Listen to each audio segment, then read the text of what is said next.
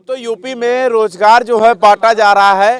Hoarding में 2 करोड़ रोजगार दिया जा रहा है। सरकार ने जिंदा लाश बना दिया है। रहने दीजिए, नहीं मुकदमा लिखने में देर नहीं लगाएंगे। मुकदमा लिखे चाहे बुलडोजर चलाएं, जब तक भर्ती नहीं आ जाएगी यहाँ हटेंगे नहीं। 5 साल पढ़िए फिर 5 साल लड़िए कि भर्ती मालिक दे दो, वरना पढ़ते पढ़ते बाल गिर जाएंगे।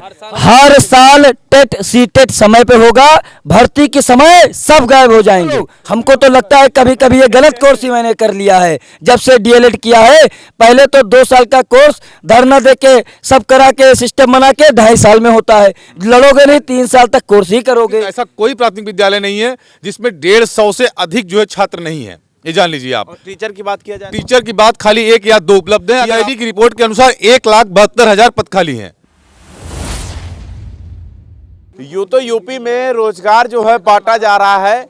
होर्डिंग में 2 करोड़ रोजगार दिया जा रहा है, लेकिन जब रोजगार पर बात आ जाती है तो सड़कों पर युवा नजर आते हैं।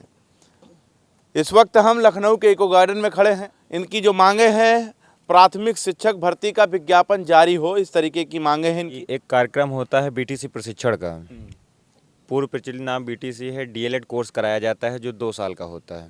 उसमें हम सभी जो युवा हैं, करीब करीब उनका खर्च 3 से 4 लाख रुपए होता है। और सरकार प्रशिक्षण इसलिए करवाती है कि इनको शिक्षक बनाया जाए।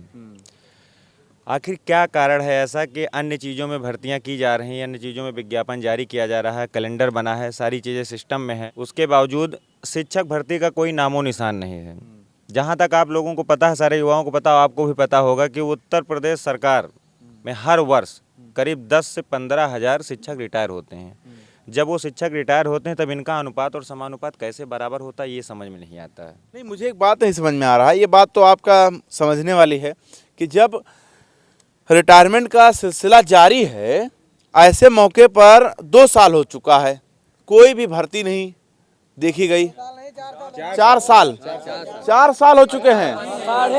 4.5 साल मतलब मैं 2 साल का आंकड़ा लेकर बैठा हूं और इनके हिसाब से 4.5 साल, और 4.5 साल से कोई भर्ती नहीं, रिटायरमेंट का सिलसिला जारी है। हर साल टेट सीटेट समय पे होगा, भर्ती के समय सब गायब हो जाएंगे। भर्ती के लिए आंदोलन होगा तो मिलता है तो केवल और केवल झूठा आश्वासन।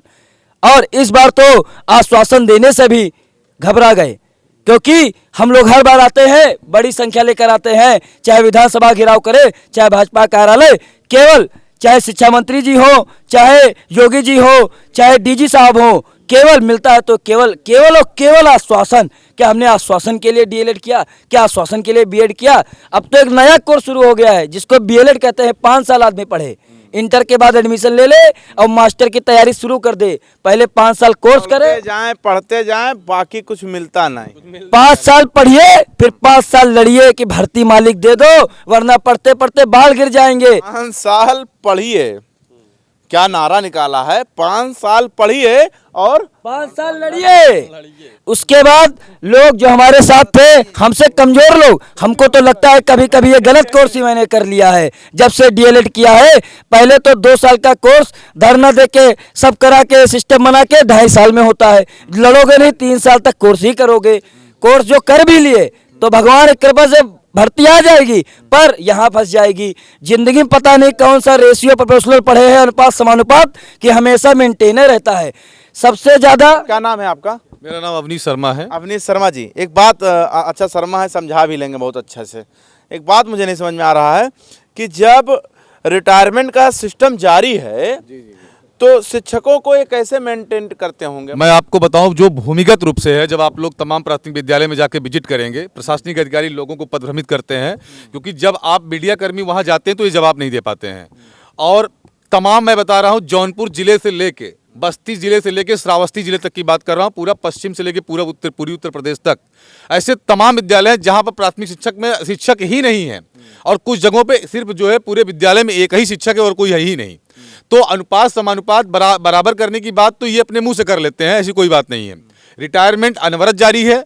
और जो है जो हमारे यहाँ जो कितने नामांकन बच्चों पर कितने टीचर होने चाहिए आपके हिसाब से? जो है 30 बच्चों पे, जो मतलब एनसीईआरटी की रिपोर्ट है उसके अकॉर्डिंग 30 बच्चों पे जो है प्राथमिक में एक शिक्षक होने चाहिए। और अभी मौजूदा कितने होंगे? मौजूदा तो ऐसे कई प्राथमिक विद्यालय हैं जिसपे लगभग मैं एक एवरेज मान के चल रहा हूं कि ऐसा कोई प्राथमिक विद्यालय नहीं है जिसमें 150 से अधिक जो है छात्र नहीं है, ये जान लीजिए आप। और टीचर की बात किया जाए टीचर की बात खाली 1 या 2 उपलब्ध है। अगर आप लोग को नहीं लगता, आप लोग स्वतः विजिट करके देख लीजिए। कोई झूठी आश्वासन देने की बात करता हो तो अलग बात हो गई। पीआईबी की रिपोर्ट के अनुसार 1,72,000 पद खाली हैं।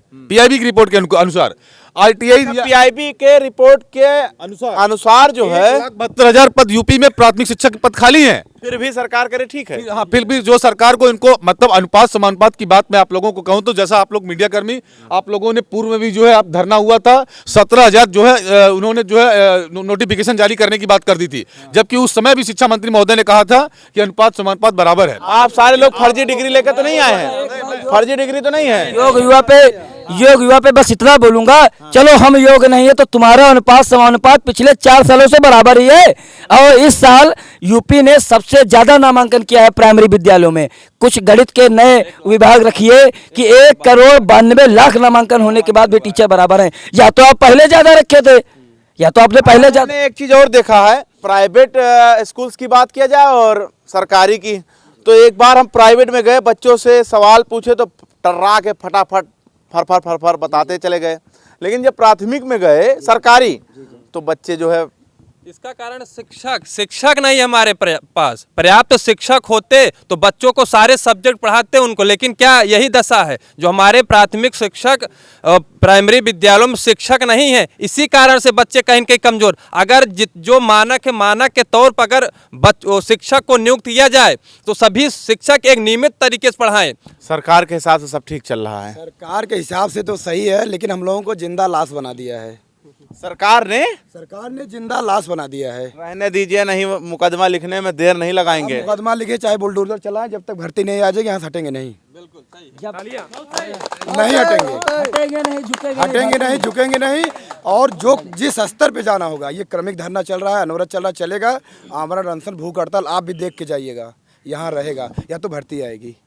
क्योंकि अब आंकड़ा, झूठबाजी, तानाशाही, जबरदस्ती, मीडियम आप बोल सकते हो, अपने प्रिंट मीडियम लिखवा सकते हो, डीजी महोदय से मुलाकात में कह सकते हो, अभी कोई ऐसा नहीं है। लेकिन ज़मीनी हकीकत ये है ना कि हम लोग का 5 साल से भर्ती खाली है, जबरदस्ती खाली है। जबरदस्ती ये बोल रहे हैं खाली नहीं, पद भी खाली है, और कह रहा है कि हम पद देंगे नहीं। तुम लोग जाके भाई ऐसा है तो आप बीएड बीटीसी कॉलेज बंद करवा दो।